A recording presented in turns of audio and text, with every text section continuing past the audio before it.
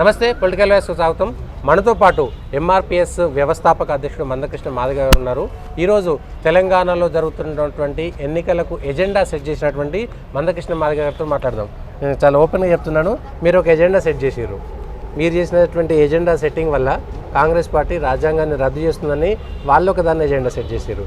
ఏది ప్రజల్లోకి వెళ్ళింది? మీరు చెప్పింది పోతుందా, వాళ్ళు చెప్పింది పోతుందా? ఎప్పుడు సత్యమే నిలబడుతుంది. సత్యం గడప దాటకముందే అసత్యం ప్రపంచాన్ని చుట్టుముడుతుందని అంటారు. అసత్యం అనే ప్రచారం తొందరగా జనంలోకి వెళ్తుంది, కానీ కాలక్రమేణా వెంటనే అది సత్యం లేకపోతే వెళ్ళిపోతుంది, ప్రజల నుంచి వెళ్ళిపోతుంది. ఎగ్జాంపుల్ మనం గమనించండి, ఇప్పుడు ఎస్సీ ఎస్టీ బీసీలకు సమాధానం చెప్పుకోలేని పరిస్థితిలో కాంగ్రెస్ పడ్డది. సామాజిక న్యాయ కోణంలో ఇక్కడ పడ్డది. ఎట్లా అంటారు అది? ఎగ్జాంపుల్ మీద తీసుకొస్తున్నాను. ఇప్పుడు కర్ణాటకలో ఎస్సీ ఎస్టీల రిజర్వేషన్లు బీజేపీ ప్రభుత్వం పెంచింది. ఇక్కడ పెంచుతామని మల్లికార్జున ఖర్గే నాయకత్వంలోనే ఎస్సీ ఎస్టీ డిక్లరేషన్ జరిగింది, అదే మన చేవెళ్ళలో కదా. మరి 5 నెలలు గడిచిపోయింది కదా, గవర్నమెంట్ వచ్చి 5 గంటల పని కూడా కాదు, 5 నిమిషాల పని జీవో తీయడం అనేది. ఎస్సీ ఎస్టీ రిజర్వేషన్లు రాష్ట్ర ప్రభుత్వాలు పెంచుకోవచ్చు. కర్ణాటక ప్రభుత్వం పెంచింది కదా, దాన్ని ఏమి రాజ్యాంగ సవరణ అవసరం లేదు కదా. ఇక్కడ ఎన్టీ రామారావు గారు అప్పుడు పెంచిండు కదా, 14 నుంచి 15 ఎస్సీలకు చేసిండు, 4 నుంచి 6 ఎస్టీలకు చేసిండు. మొన్నటికి మొన్న కేసీఆర్ గారు కూడా 6 నుంచి 10% ఎస్టీలకు చేశాడు కదా. మరి ఇప్పుడు 5 నెలలు గడిచినా కూడా రిజర్వేషన్లు ఎందుకు పెంచలే? ఇక్కడ నంబర్ 1 బీజేపీ ప్రభుత్వం పెంచింది కదా. రిజర్వేషన్లు ఎత్తేస్తామని మీరు ప్రచారం చేసే పార్టీ ఏమో రిజర్వేషన్ పెంచింది కదా.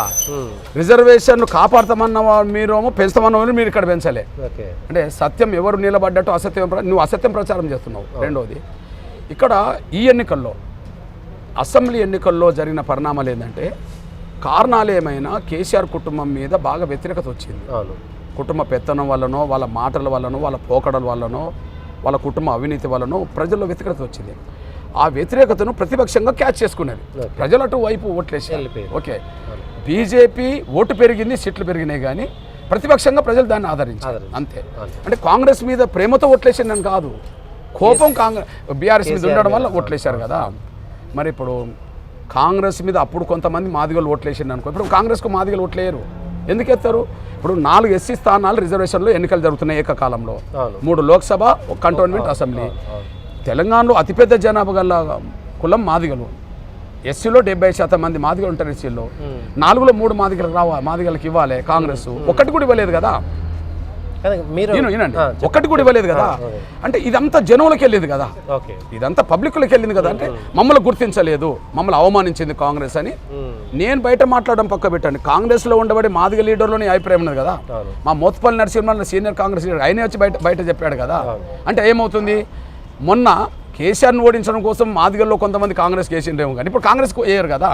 అంటే కాంగ్రెస్ డిఫెన్స్లో పడ్డది, మాదిగలకు సమాధానం చెప్పుకోలేని పరిస్థితులు పడ్డది.